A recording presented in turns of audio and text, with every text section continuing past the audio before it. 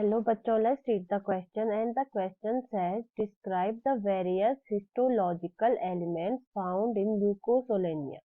This is A. इस question के लिए हमारा जो की कॉन्सेप्ट है our key concept for this question here is leukocytonia.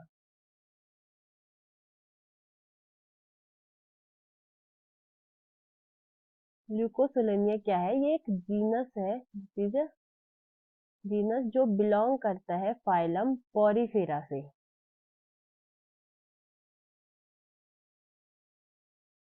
Belong to phylum porifera. और इसके अंदर जो स्पीसीज पाई जाती हैं उनकी जो लेंथ होती है वो अराउंड 2.5 सेंटीमीटर या उससे कम होती है एंड लेसर या इससे कम हो सकती है। और ये जो इसके अंदर जो इंडिविजुअल आते हैं वो इसके अंदर जो इंडिविजुअल आते हैं वो कॉलोनीज में रहते, दे एग्जिस्ट इन कॉलोनी, वो कॉलोनीज में रहते हैं। और ये जो इंडिविजुअल होते हैं ये थिन और डेलिकेट होते हैं और ये एक दूसरे से रूट लाइक स्ट्रक्चर द्वारा अटैच होते हैं। They are individuals attached by root like structure।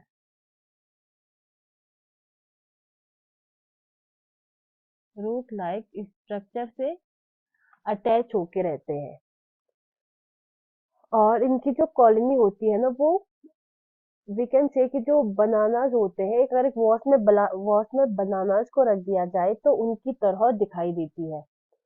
और इनकी जो बॉडी कैविटी होती है इसे स्पंजोसोल कहा जाता है। इनमें बॉडी कैविटी पाई जाती है जिसे सेंट्रल कैविटी कहा जाता है।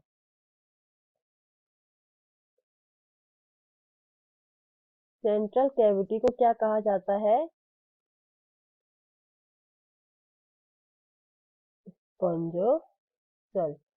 तो जो स्ट्रक्चर होता है ये एक हेलो स्ट्रक्चर होता है, मतलब बीच से खाली स्ट्रक्चर होता है और इसमें जो वाटर इंटर होता है उसके लिए न्यूमेरस परफोरेशन पाए जाते हैं या छेद पाए जाते हैं। They have numerous perforation. किसके लिए? वाटर की एंट्री के लिए। वाटर एंट्री और वाटर के एग्जिट के लिए जो स्ट्रक्चर पाया जाता है उसे कहा जाता है ऑस्कुलम।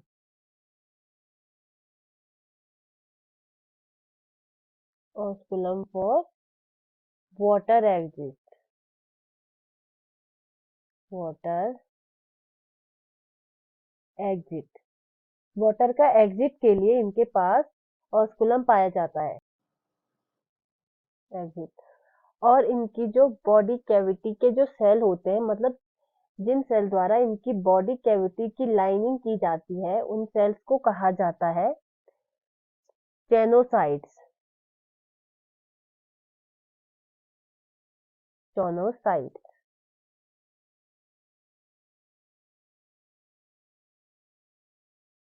ये क्या होता है? लाइनिंग ऑफ ये होती है लाइनिंग ऑफ सेंट्रल कैविटी। ये सेंट्रल कैविटी की लाइनिंग होती है और ये हेल्प करती है वाटर के फ्लो के लिए। ये जो लेयर होती है वो हेल्प करती है इन वाटर फ्लो। और इनकी बॉडी की जो आउटर लेयर होती है उसे कहा जाता है आउटर लेयर को कहा जाता है पिनेकोसाइट। जिससे बनी होती है वो होते हैं पिनेकोसाइट। ये क्या होती है? Outer layer.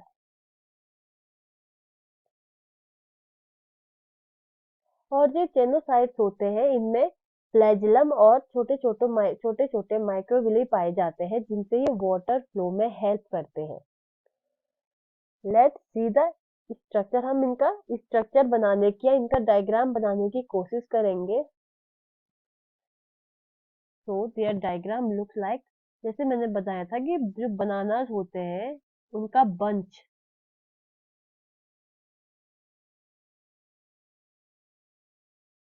They look like bunch of bananas, और वो एक रूट लाइक स्ट्रक्चर से ऐड होते हैं एक दूसरे से। वो एक सरफेस पर इस रूट लाइक स्ट्रक्चर से ऐड हुए रहते हैं। और इनकी जो यहाँ टॉप पर एक पार्ट पाया, जैसे मैंने बताया था कि जो जो ऑस्कुलम होता है वो वाटर के एग्जिट के लिए पाया जाता है, ये इनके बॉडी के टॉप पर पाया जाता है, टिप पर पाया जाता है। This is osculum. और इनका जो बॉडी होती है वर्टिकली ट्यूब्स या सिलेंडर टाइप की बॉडी होती है। कैसी? वर्टिकल ट्यूब्स या सिलेंड्रिकल या सिलेंडर जैसी बॉडी। और ये जो प्लेट होती है जिसके अंदर ये जिसके ऊपर ये पाए जाते हैं उसे कहा जाता है सबस्ट्रेटम, नोन एज सबस्ट्रेटम। और ये पार्ट जो ये रूट लाइक पार्ट है जिससे ये कनेक्ट है, इन्हें कहा जाता है, ये पार्ट, दिस पार्ट जहाँ पे ये कनेक्ट है इसे कहा जाता है adhesive disc, adhesive disc.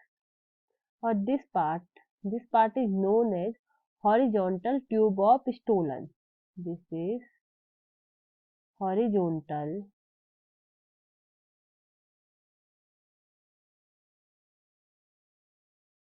Tube of stolen.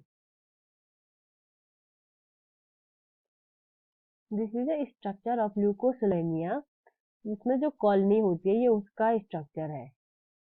और इनमें जो रिप्रोडक्शन होता है वो सेक्सुअल या और असेक्सुअल दोनों हो सकता है। इनमें असेक्सुअल रिप्रोडक्शन जो होता है वो होता है जैसे बडिंग और ब्रांचिंग द्वारा,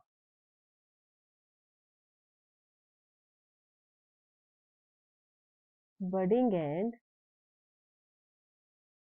ब्रांचिंग के द्वारा इनमें असेक्सुअल रिप्रोडक्शन होता है। और जो सेक्सुअल रिप्रोडक्शन होता है, ये जो एनिमल होते हैं ये हर्मोफ्रोडाइट्स होते हैं, ये एनिमल होते हैं हर्मोफ्रोडाइट।